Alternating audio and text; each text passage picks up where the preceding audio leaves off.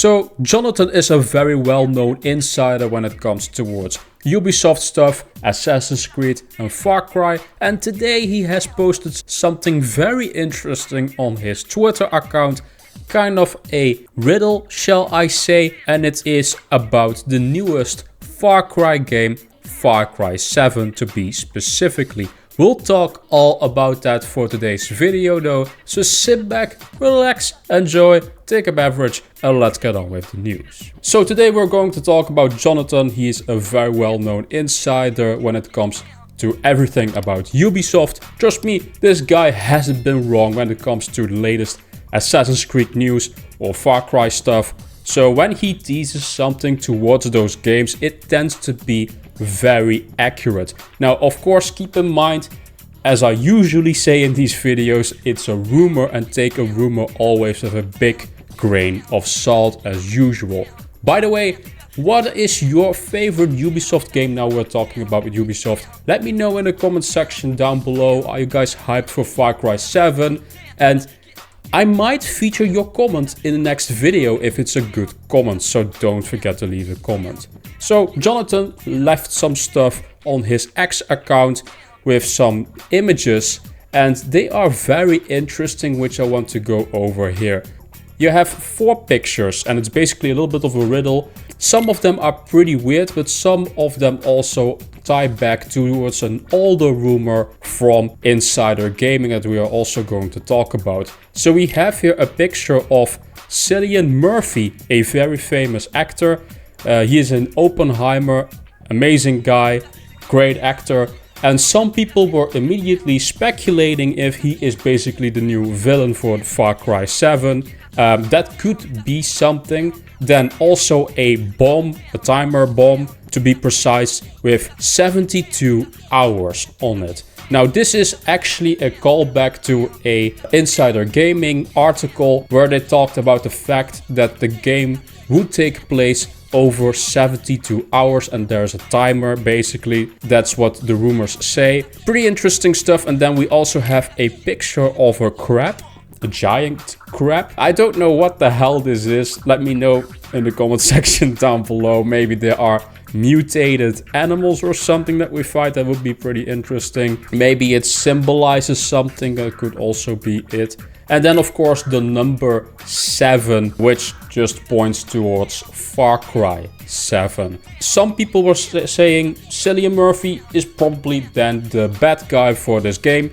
And Jonathan actually said something towards this. Mind you, I've never said that Cillian Murphy was going to be in the game. The image means something else.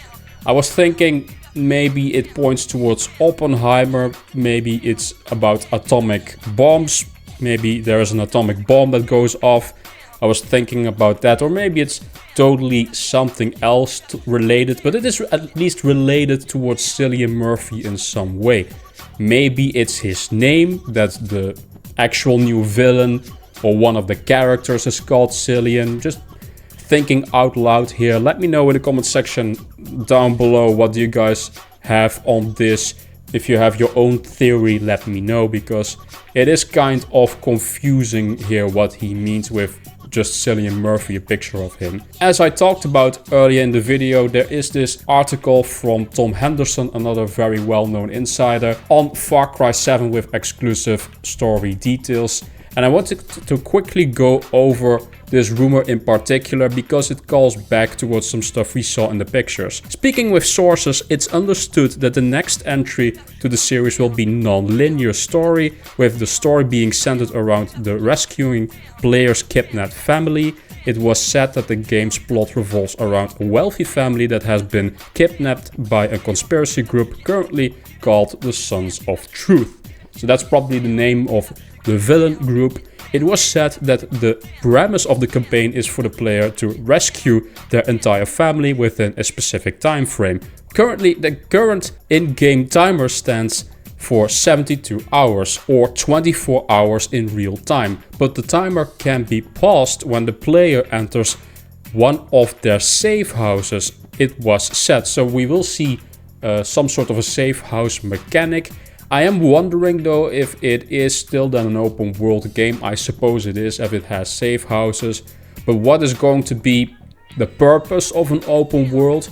If there is only going to be a time limit, we can't explore everything in that time limit. So kind of a weird thing. Also, I'm just not the biggest fan of time limits in a video game. I'm going to be honest with that. I'm kind of opposed towards that idea, but we shall see. Far Cry's 7 non-linear story means that the family members do not need to be rescued in order, and some family members can be killed, which has an impact on the story. It's understood that the goal is to take down the Sons of Truth, and in order to complete the game 100%, you will need to rescue all of your family members safely. I haven't really liked a Far Cry game in a long time. At least 6 wasn't really that great, at least from what I've played. 5 was okay, I liked 5. The setting especially, because it wasn't such a tropical setting that they usually do in Far Cry games. 4 was okay, 3 was probably the best one in the series, but yeah, so far the Far Cry games really haven't captured me that much, especially from a writing perspective. Ubisoft just in general doesn't have really the best writing in their video games. They're kind of like the cheap food that you eat at a cheap restaurant, like a fast food chain like McDonald's or something. That's really what these games are, fast food video games. I do think the story perspective of rescuing these family members can be interesting if done right with a good villain, because that's really what Far Cry is known for. But I am not really in that whole timer mechanic. We shall see what they mean with it, and how is the open world going to work. If there isn't any like side objectives besides rescuing just, shall I say, the family members, how is side quest going to work with a time limit? Maybe this Far Cry game is on a smaller scale than we think, and maybe that might be a good thing, that they want to go back to a smaller game. Let me know in the comment section down below, what do you guys think of this rumor. Of course, for now it's a rumor, but everything that really Jonathan says tends to be very correct, as well as Tom Henderson. Yeah, if I hear anything more towards the new Far Cry game rumor-wise, I will of course cover that for you guys on the channel. Let's quickly do a comment of the day. This is a comment from my Mafia 4 video. This is from 2236 Gaming. Rumors sound nice enough. I'm okay if the game story is located in Sicily. I'm enjoying when games show us places that are not in the US. I am more worried about the quality of the game. Mafia 3 was a big letdown for me. I absolutely agree with you there, 2236 Gaming. The setting isn't really a problem for me. I agree with the fact that there are maybe a little bit too many settings in America, especially.